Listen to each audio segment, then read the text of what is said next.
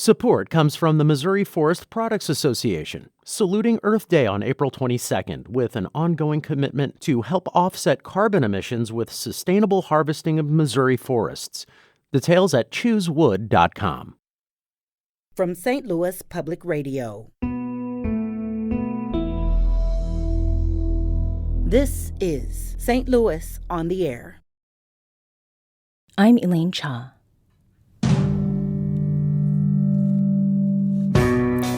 In April 1997, the American TV sitcom Ellen, starring actress Ellen DeGeneres, aired a two-part episode in which her character made a very personal revelation. DeGeneres spoke about that public disclosure later the same year in an interview with Entertainment Tonight. I didn't really realize the impact of it at the time. People would tell me that there were parties all over the country. It was like Super Bowl. People left work early. I'm so afraid to tell people. Susan, I'm gay.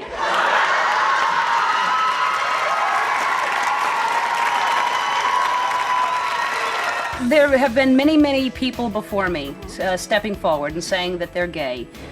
Certainly, I'm the first lead character, and it surprised people because we didn't start the series with me being gay. That felt great. That felt so great. And it felt so loud.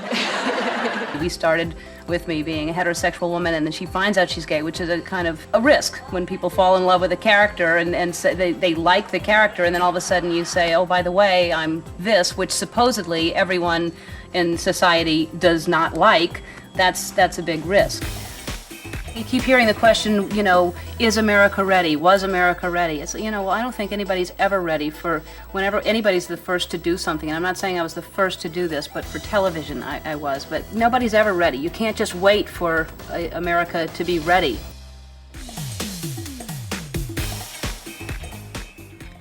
That was Ellen DeGeneres in an interview with Entertainment Tonight in 1997, talking about her characters coming out as gay earlier that same year on the sitcom Ellen. The sense of freedom, the risks, and readiness are points DeGeneres made about the in-real-life environment in which Ellen came out. But what was it like for a, quote, regular person, adult and child, in 1998? And here in 2022, how are those elements of social and cultural openness, hazard, and liberation different or yet unchanged? Here to discuss that in real life side of things is Nancy Fowler, writer and former STLPR arts and culture reporter, and her eldest child, Jamie Larson. Nancy and Jamie, thank you so much for joining us today. Thank you for having us. Thank you, Elaine. Nancy, we introduced this segment with the Ellen DeGeneres interview to take us back to the late 90s and the social and cultural milieu of the time. Do you recall whether people around you had anything to say about Ellen coming out on the show? Yes. Well, I remember it was on the cover of Time magazine. The headline was, "Yep, I'm gay." And it certainly, because people loved Ellen, and people were like, they didn't love gay, but they loved Ellen, so they kind of had to wrestle with that dissonance. Mm-hmm. So Time magazine cover, that's a pretty big deal. And Jamie, you were about 11 at the time? 11 or 12, yeah. Yeah. What did that clip recall for you? I sort of remember that happening, but it wasn't really relevant to me. We weren't raised super conservative neither or super liberal, so I guess I just didn't have many feelings about it in general, but I do remember it happening. Nancy, what was the tenor of conversations around sexuality even farther back when you were a youth growing up in the South? Oh, wow.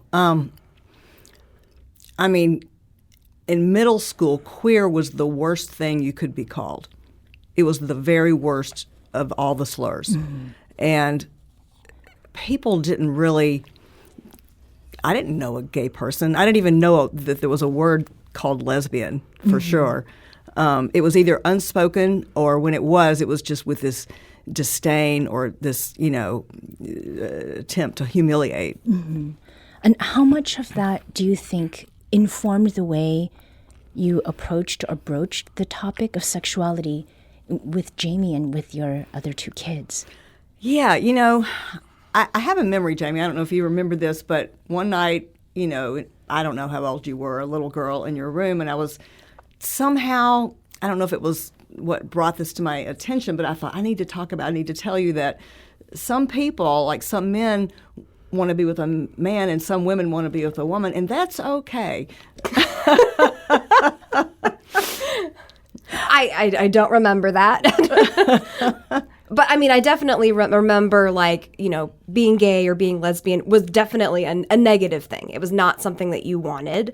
But I had never met a LGBTQ plus person that I knew of. So I just didn't have a whole lot of context. But it was probably a much more accepting and opening environment than, Mom, when you grew up, for sure.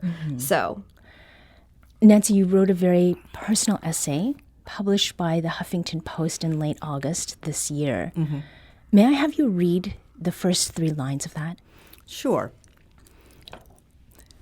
In 1998, I nearly lost custody of my 3 young children. It wasn't because I was a bad mother. It was because I'm gay. There's been many years since 1998. And as we're talking, there's laughter here. But we're talking about a situation that was life-changing on many different levels. When did you start writing the piece that opens with those lines? Well, I mean, I really initially first began writing about my experience 24 years ago. But I began writing this piece when, after the Supreme Court overturned Roe v. Wade, and I saw a connection between rolling back that right and possibly rolling back same-gender marriage. Well, I mean, Clarence Thomas actually, introduced the idea that, well, maybe other rights that are based in privacy, maybe we'll take a second look at those, and marriage equality would be one of those. And, the right to parent your children isn't far behind that. So was publishing this essay part of the plan when you started writing it? Yes. I intended to do that. Yeah, I sent it to 2 places, the New York Times and Huffington Post, and Huffington Post wrote me back within an hour and said, we want it. Jamie, you got to see the essay before it went live online. What went through your adult mind as you were reading it? I think that there was, a lot of things that were familiar to me that I went through, but just hearing them from her perspective and from an adult perspective was definitely a little different. And I had also read an early copy of my mom's memoir several years ago. And so I feel like I learned a lot more, and a lot of that story was covered then. So it wasn't really a whole lot of new information, maybe a few new specific details. Yeah. Can you talk about one or two of them maybe?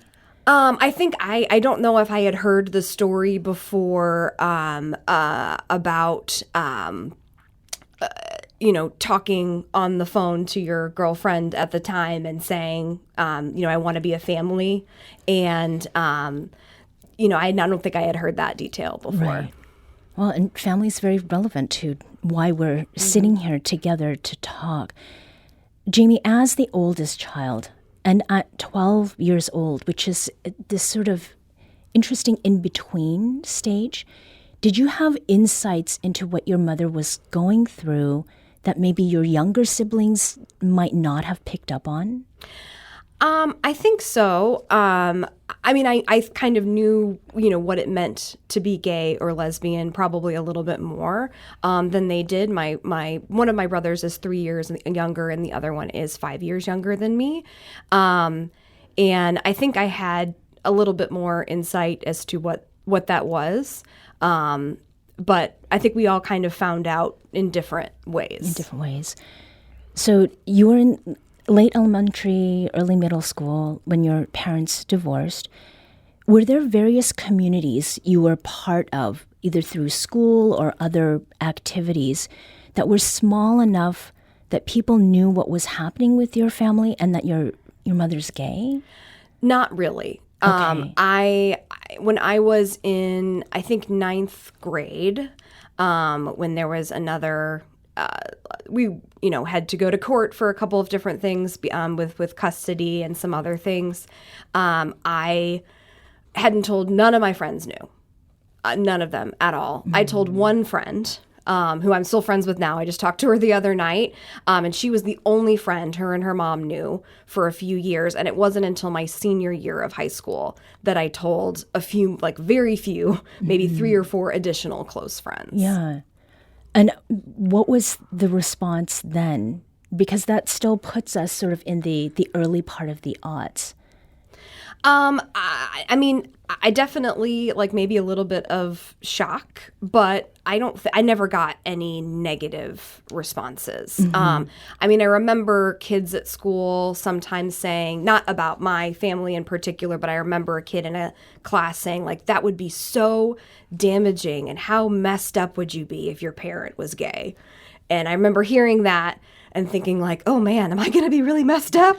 And if that, is that what people think, about my situation, that it's that terrible? Mm-hmm. And I just, I definitely remember it being tough, but not where I felt like I was messed up for life or anything like that. Which I think gets to this point about who is fit or not to raise children, and then the generational effects, imagined or actual. Mm-hmm. Jamie, was there anything about your family life that didn't change at all, or maybe even improved, after your mom began living sort of this new chapter of her life as a woman and a partner? I'm trying to think if anything stayed the same. I mean, we had, some of the same sort of traditions. We had a lot of the same friends, family friends and stuff that we still saw. I can't really think of anything that maybe like improved. It was just very different. Mm-hmm. I mean, I definitely feel like instead of being just like normal, average, like there was something different about my family, which I don't know. I guess I've just been somebody who wanted to be a little bit different. And so that, I guess, was a little bit of a perk, I guess. Okay. How much progress, Nancy, do you think has been made around LGBTQ parenting since 98, when you were deemed by law that you were an unfit parent because you were a gay person? Yeah. So, in my divorce papers when I was served, my then husband sought full custody. And that bid for full custody was supported by the laws of Missouri, which at that time just de facto deemed gay parents unfit. Mm-hmm. It was thought to cause harm to the children just by its very nature. And but even, around the time of my divorce, that began to change a little bit. And the Missouri courts began to do this thing where, have this tenet about the best interest of the children.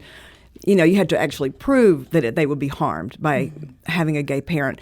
But, there was another case around the same time as mine, and while the law said you had to prove it, proof could be something like they got teased at school.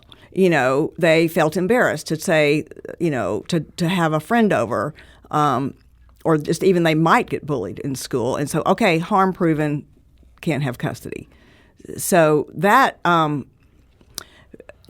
by the time, though, in 2003, I think the Supreme Court in Lawrence v. Texas, it ruled it no longer was illegal for gay people to have intimate relations. And that in itself really changed things. And then, of course, in 2015, with the Obergefell case, the Supreme Court approved same-gender marriage. And that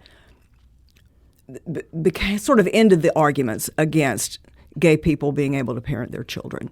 So in those, say, 15, 17 years, things changed dramatically. Mm-hmm. We're talking with Nancy Fowler, former STLPR arts and culture reporter, and her daughter, Jamie Larson, about the impact of being gay and being a parent and recognized as someone who is fit to play that role.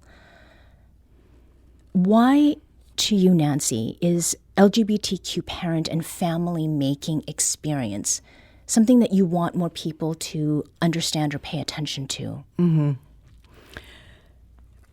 Yeah, I mean, it is so very different now. I mean, just to go back, I mean, at the time, I was terrified that I would lose custody of my children, and more importantly, that they would lose me. I actually was a stay-at-home mom at the time, and, very, involved. I mean, their dad was very involved, too, but, differently. And I think it's important for people to know that how, by the skin of my teeth, that I retain joint custody, because some things are going backwards now. I mean, with overturning of Roe v. Wade, I think it's important to not be complacent in our thinking and to think, well, that could never happen again. Mm-hmm. So I think by telling this story, it shows, we have to know our history in order to not repeat it, right? And so I think that's a big reason why I think it's important. Jamie, you are nodding. What do you think about this, about awareness regarding LGBTQ parent and family making? I think that it's just a story that's not really told, or that I feel like, especially the perspective of the children, I don't feel like is very much spoken about. I can't think of really many people who have. So I do think it's very important to have our story be out there for people to hear. And I think that, at the time, I kind of had to think a lot about, what being gay or lesbian and what that meant. And I think it really kind of pushed my maturity and awareness of, other people from different backgrounds or cultures or, different economic circumstances. It just allowed me, because I had been through sort of a struggle and a change, to be more aware and empathetic to other people of having changes as well. Nancy, in the process of negotiating custody, which was very much tied to laws, as you said, in Missouri, at the time you were in divorce proceedings, did that ever make you question whether you were, in fact, fit to parent, even if you'd already demonstrated that fully, as a mom of 12 years with 3 kids, that you could do so without any issue? Mm-hmm. Yeah, I mean, I had up to that time been, pretty confident about my parenting. But anytime you spend a year in depositions with an attorney across from you, insinuating that you're unfit, that you're unstable, that, what about the children, and did they know this and did they know that? Well, isn't it true that they would be bullied at school, and isn't it true? And, it's the legal,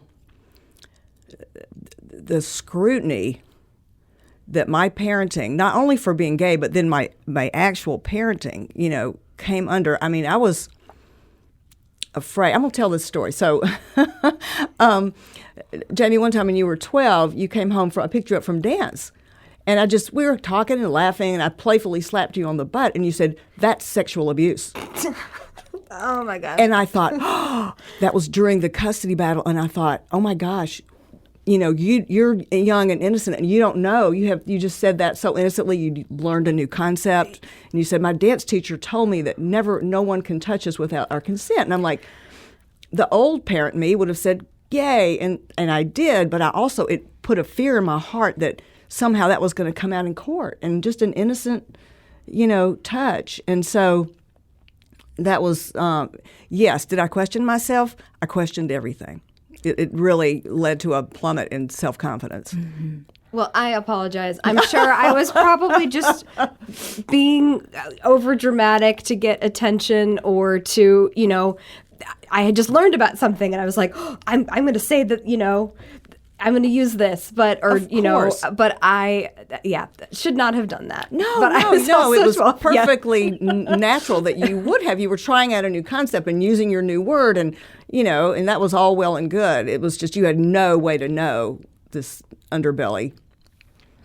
Well, hearing that, Jamie, how has being raised, the daughter of your mother, Nancy Fowler, with such a rich, complex personal history of struggles and revelations, how's that made you who you are today?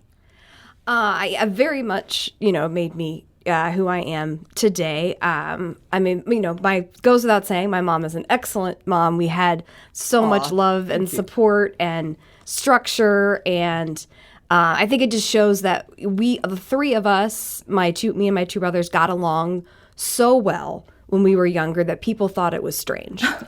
And I think that's just because we had so much love and support and structure when we were children, that we we're just not encouraged to fight or argue, or we encouraged to talk out our differences and and share. But it's as far as having a parent that has gone through a lot of challenges and revelations in her life, I think that's just allowed me to I guess be more open and empathetic to other people as well, and use those challenges as ways to push myself forward and take risks and pursue my dreams as well. Nancy Fowler is a journalist and writer, formerly with St. Louis Public Radio. As an arts and culture reporter, the essay she wrote for the Huffington Post, Being Gay Made Me an Unfit Parent, is part of a memoir she's currently working on. Jamie Larson is the eldest of Nancy's 3 children. Nancy and Jamie, thank you so much for being here today. Thank you. Thank you, Elaine.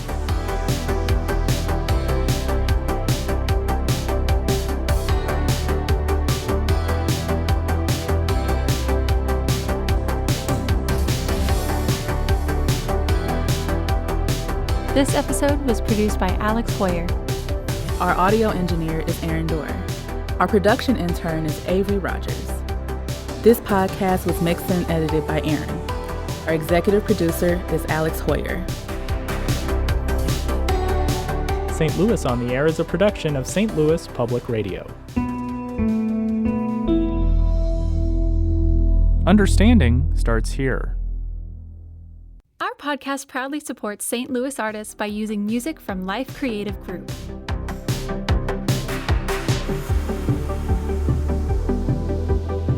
Do you find yourself regularly listening to episodes of St. Louis on the Air? Suggest us to a friend you think might enjoy our conversations, and leave us a review and rating on Apple Podcasts on the App Store. It's the simplest way to help people discover our show. Thank you. St. Louis Public Radio is a member-supported service of the University of Missouri St. Louis.